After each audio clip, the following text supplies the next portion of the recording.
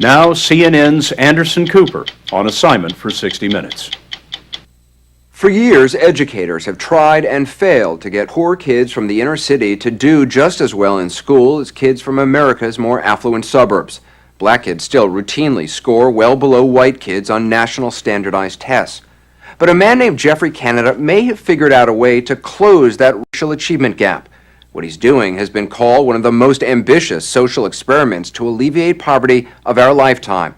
His laboratory is a 97-block neighborhood in Harlem, which he's flooded with a wide array of social, medical, and educational services available for free to the 10,000 children who live there. It's called the Harlem Children's Zone.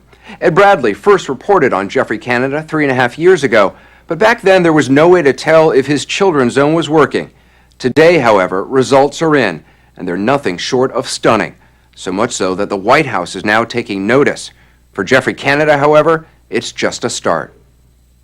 You grow up in America and you're told from day one, this is the land of opportunity, that everybody has an equal chance to make it in this country. And then you look at places like Harlem and you say that is absolutely a lie. So you're trying to level the playing field between kids here in Harlem and what, middle-class kids in a suburb? That's exactly what we think we have to do. You know, if you grow up in a community where your schools are inferior, where the sounds of gunshots are a common thing, where you spend your time and energy not thinking about algebra or geometry, but about how not to get beat up or not to get shot or not to get raped. When you grow up like that, you don't have the same opportunity as other children growing up, and we're trying to change those odds. He's trying to change those odds on a scale never before attempted. His goal, to break the cycle of poverty in an entire neighborhood by making sure all the kids who live there go to college. That's what it's all about. You really believe that's possible, to break that cycle? Absolutely know we're going to do it. Canada remembers well what it was like to be a kid in the inner city. We couldn't afford. He grew up not far from Harlem in another tough New York neighborhood, the South Bronx.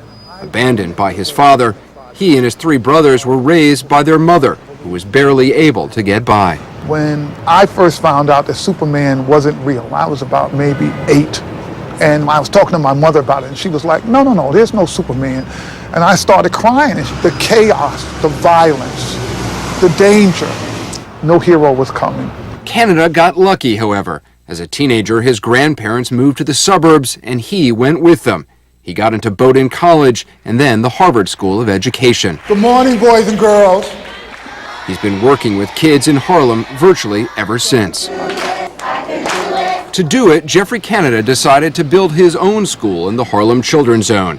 Right now, there's some 1,200 kids enrolled from kindergarten to the 10th grade. It'll eventually expand all the way through the 12th grade. We've created a school to help you all become the smartest boys and girls in the country. It's a charter school, so Canada is able to run it his way, free from the bureaucracy and restrictions of the public school system. There's 1 adult for every 6 students. Classes are smaller and school days longer. Kids come in on Saturdays, and summer vacation, that only lasts 3 weeks. We will always ask permission before leaving the group? Yeah. Canada's long argued that investing in the Harlem Children's Zone would show a return. And now, for the first time, there's scientific data to prove it. He has done a remarkable job.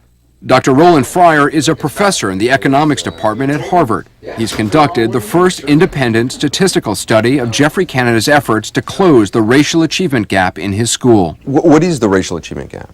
Black children in our schools are not performing at even close the rate as white children in our schools. So the average black 17-year-old reads at the proficiency level of the average white 13-year-old. 4-year difference in effective reading skills. That's huge.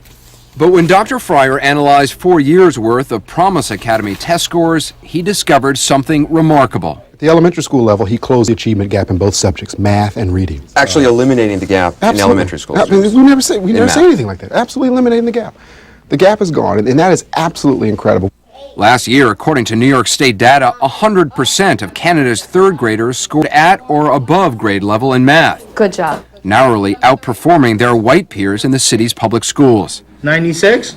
Is that the answer? Yes. Even more impressive, Canada's impact on middle schoolers, kids who enrolled in the Promise Academy in the 6th grade.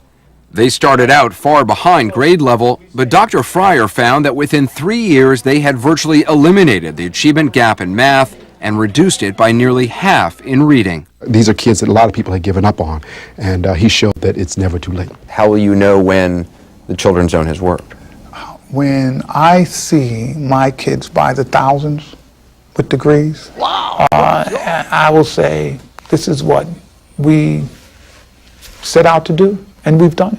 We've got our kids in the best schools in America. They're going to be successful. They'll be competing with everybody else all over the country. People will be looking for kids from Harlem, saying, oh, those kids are so great from Harlem. We need more kids from Harlem to come in. Then we'll be successful.